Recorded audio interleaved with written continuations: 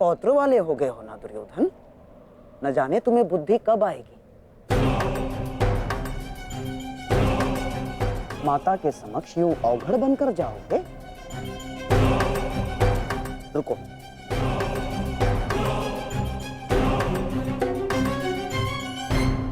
लो, कम से कम इसे अंगवस्त्र बनाकर धारण करो। लो दुर्योधन।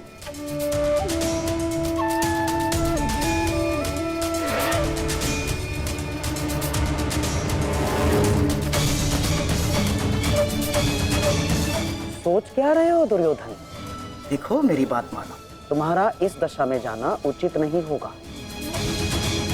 ठीक है मामाश्री।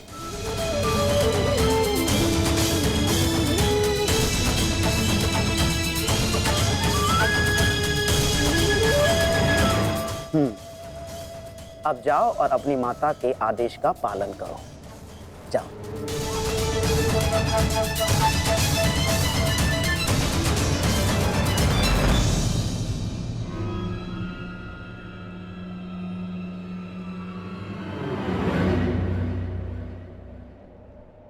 कहां से आ रहे हैं युवराज?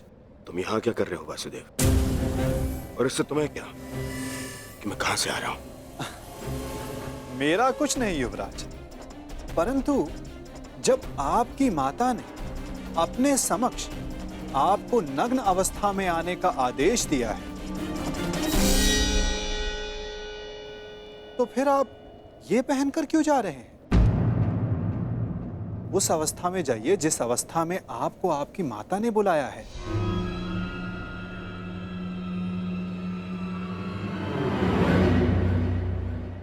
देखिए युवराज, जब माता पिता कोई आदेश दें तो बिना संकोच करे उनके आदेश का पालन करना चाहिए।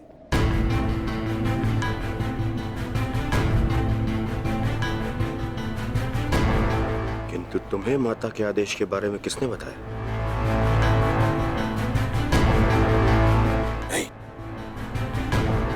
तुम छलिए हो। तुम फिर से अवश्य मुझे किसी छल में बांधना चाहते हो। मेरी माता के सामने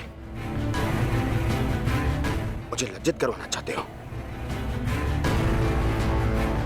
नहीं वासुदेव, नहीं, मैं अब तुम्हारे किसी भी छल में नहीं आने वाला। चले जाओ यहां से। मैं तुम जैसे छलिए की एक बात नहीं मानूंगा।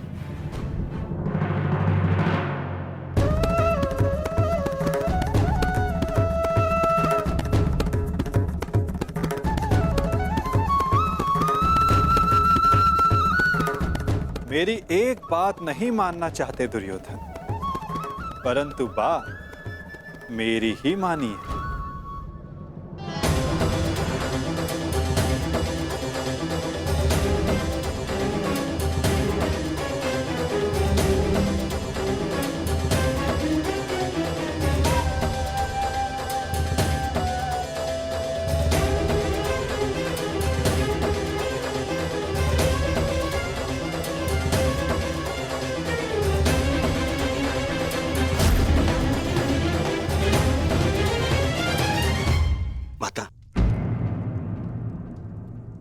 मैं आपके आदेश अनुसार गंगा स्नान करके आ गया माता।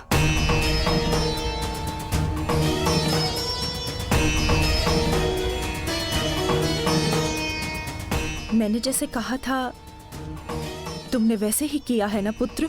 जी माता। तो सज्ज हो जाओ पुत्र। अब मैं तुम्हारे शरीर को वज्र का बनाने जा रही हूं।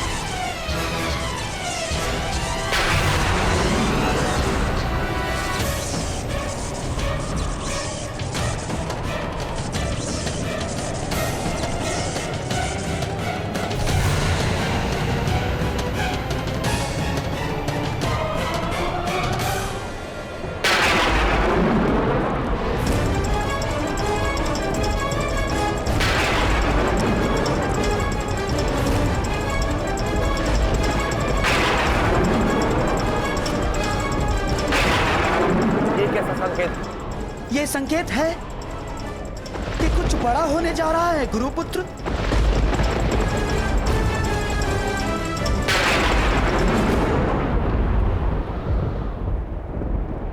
ये सब क्या हो रहा है आर्य? आपके गांडीव से ये स्वर कैसा? ये स्वर गांडीव की प्रत्यंचा का नहीं है पांचाली, मेघ गर्जन का है। परंतु कुछ समय पहले तक आकाश में ऐसा कोई संकेत नहीं था। मुझे भी समझ नहीं आ रहा है, जैसे आकाश में वज्र खड़क रहा हो और प्रतीत होता है कि इंद्रदेव की दृष्टि टेढ़ी हो गई है। नहीं विकोदा, ये संकेत है कि किसी की दृष्टि कई वर्षों के पश्चात किसी पर पड़ी है।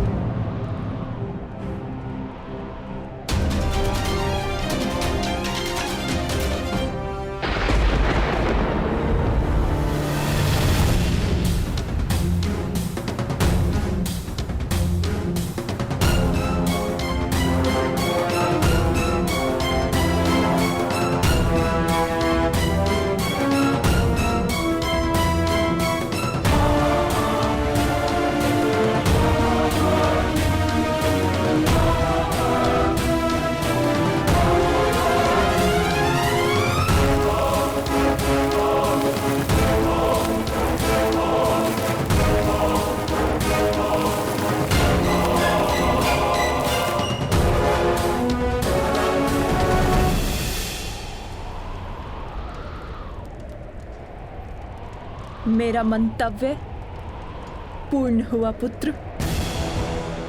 अब कोई तुम्हारा वध नहीं कर पाएगा। महादेव के आशीर्वाद और मेरे तप के प्रभाव से तुम्हारा संपूर्ण शरीर वज्र का हो गया है, जिसे क्षति पहुंचाना असंभव है।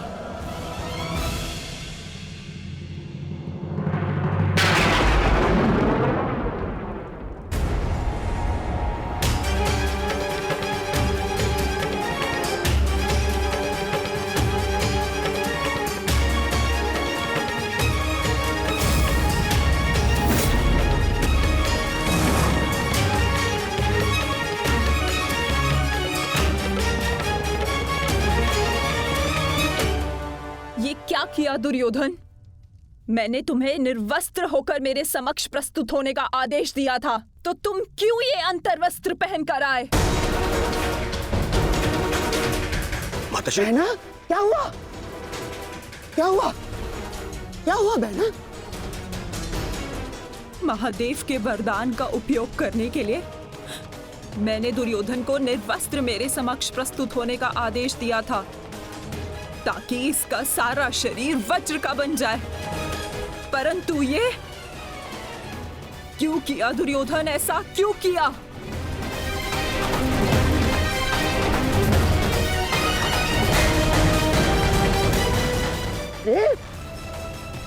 तुम कभी कभी बुद्धि का भी प्रयोग कर लिया करो।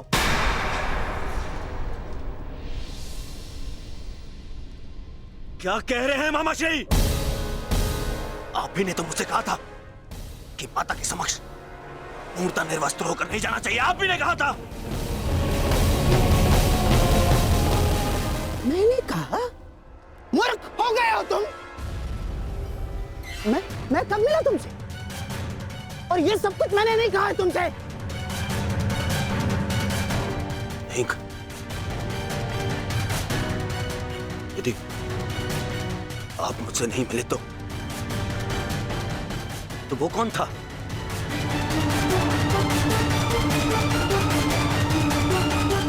आपके पश्चात मुझे वो छलिया वासुदेव मिला था। वो छलिया कृष्ण।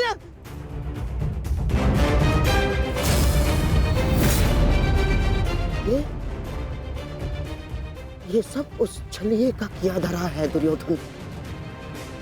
मैं यहाँ से चलकर जाऊंगा, माताश्री का आदेश है। परंतु यहाँ से महल तक का मार्ग बहुत लंबा है प्रभु, आपको कुछ पहनना होगा। परंतु आप इस भांति अर्धनग्न अवस्था में। मेरी माता का आदेश है माता पिता के आदेश का अक्षरशः पालन करना कोई आपसे सीखे युवराज। माता के समक्ष यूं अवघड़ बनकर जाओगे? लो, इसे अंगवस्त्र बनाकर धारण करो। जब आपकी माता ने अपने समक्ष आपको नग्न अवस्था में आने का आदेश दिया है, तो फिर आप ये पहनकर क्यों जा रहे हैं? उस अवस्था में जाइए जिस अवस्था में आपको आपकी माता ने बुलाया है।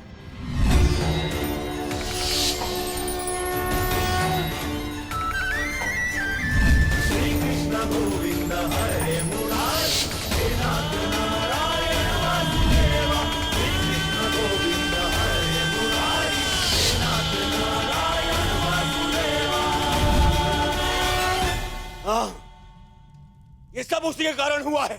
मैं उसे नहीं छोड़ूंगा, मैं उसे जीवित नहीं छोड़ूंगा, जीवित नहीं छोड़ूंगा मैं उसे। बहना, बहना, मुझे ऐसा लगता है कि अभी भी समय शेष है। एक बार मेरे होने वाले सम्राट को पुनः देख लो।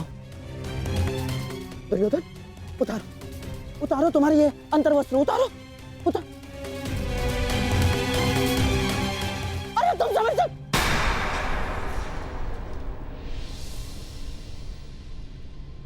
कुछ नहीं बचा अब, कुछ नहीं बचा। वर्षों से संचित किया तप मैंने समाप्त कर दिया है भ्राताश्री। इसके पश्चात कुछ नहीं हो सकता।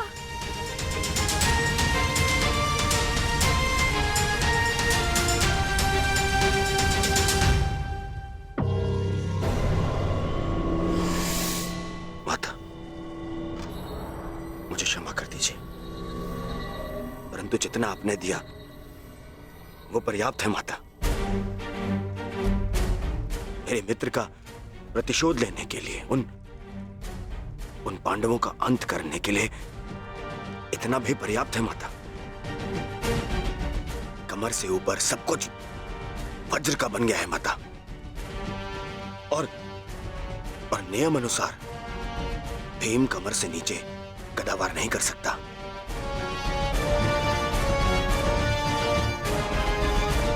आप चिंता मत कीजिए माता।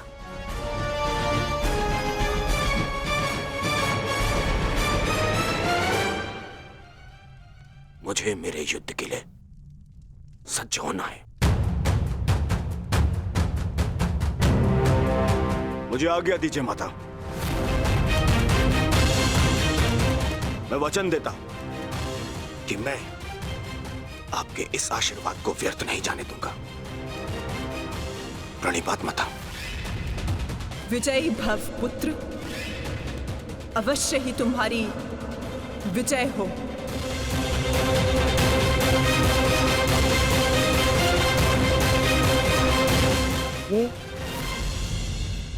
ये सारा खेल उस छलिए कृष्ण का रचा हुआ है बहना।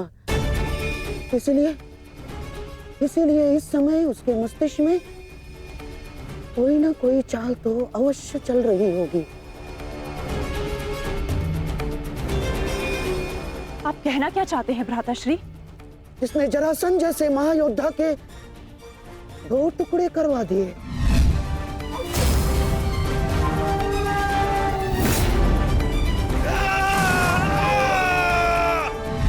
जिसने महामहिम भीष्म को उस शिखंडी का सहारा लेकर शरशैया पर लिटवा दिया।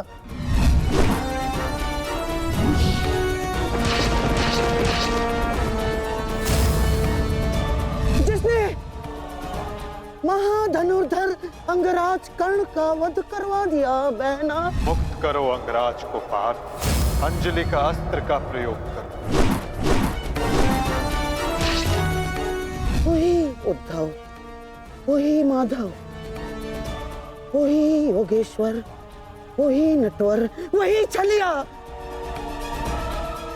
उसके मस्तिष्क में इस समय कोई ना कोई योजना अवश्य चल रही होगी। नहीं, इस बार मैं कृष्ण को कोई छल नहीं करने दूंगी। समय आ गया है।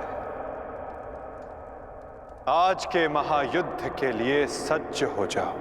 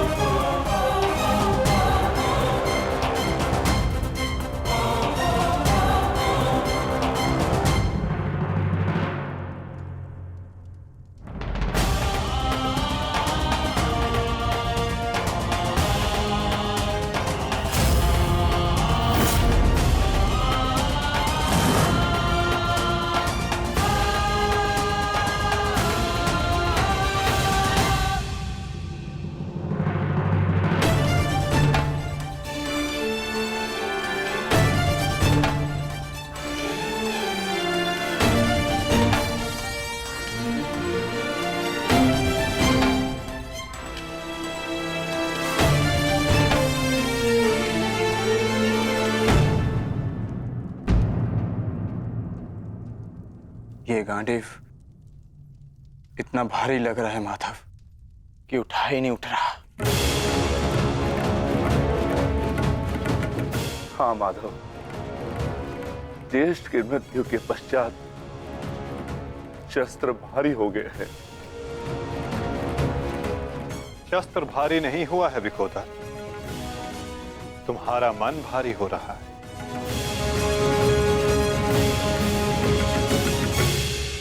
शस्त्र भारी नहीं हुआ है विकोदर, तुम्हारा मन भारी हो रहा है। मन को हल्का करो, भुजाओं में बल स्वतः आ जाएगा।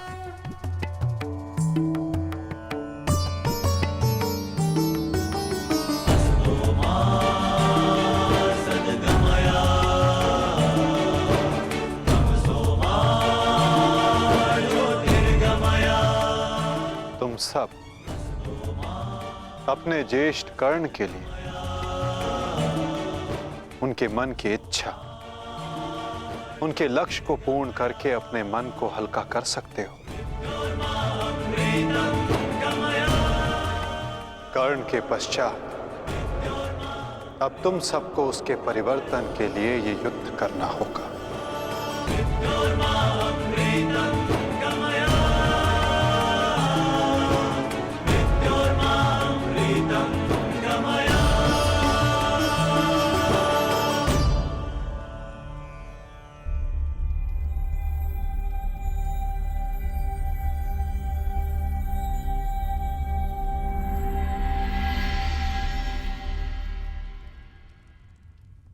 तुम्हारे ज्येष्ठ कर्ण का लक्ष्य उचित था, किंतु मार्ग अनुचित था, इसलिए वो पूर्ण ना हो सका।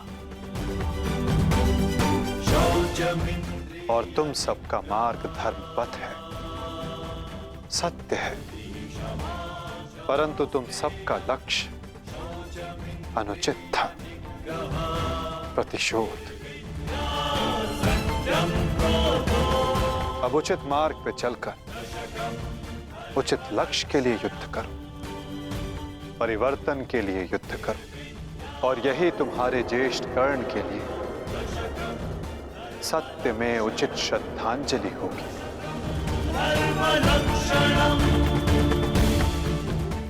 और परिवर्तन तब तक नहीं आ सकेगा जब तक दुर्योधन जीवित है।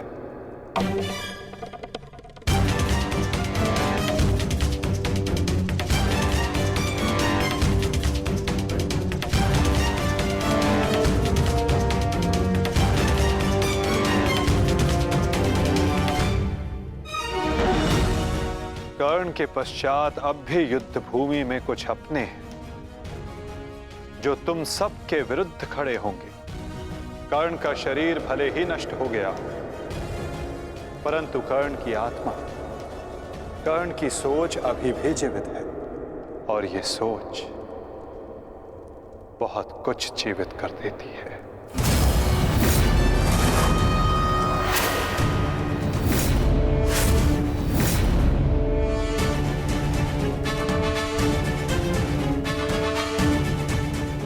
युद्ध का 18वां दिन।